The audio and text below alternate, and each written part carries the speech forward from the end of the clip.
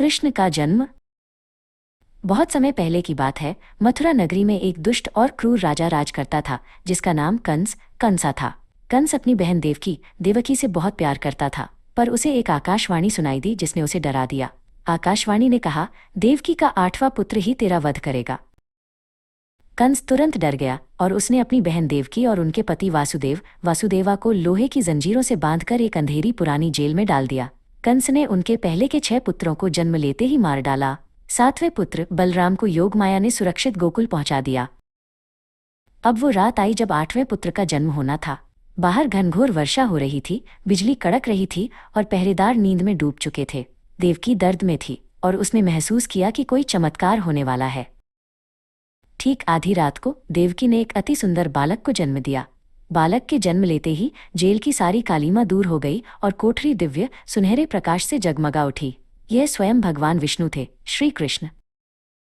तभी वासुदेव के सामने एक दिव्य आवाज आई। आवाज ने उन्हें आदेश दिया कि वे तुरंत इस बालक को गोकुल में अपने मित्र नंदा बाबा के घर पहुंचा दें।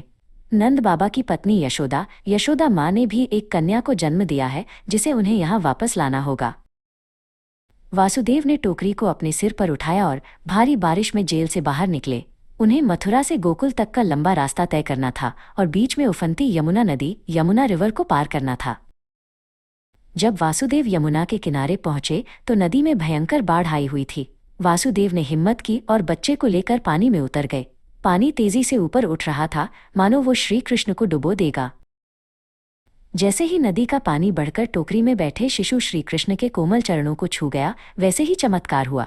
नदी शांत हो गई, पानी कम हो गया और वासुदेव ने सुरक्षित रास्ता पार कर लिया। वासुदेव सीधे गोकुल में नंद बाबा के घर पहुंचे। सब गहरी नींद में सो रहे थे। वासुदेव ने चुपचाप श्रीकृष्ण को यशोदा माँ के पास लेटा दिया और वहां से जन्मी योगमाया नाम की बच्ची को उठा लिया।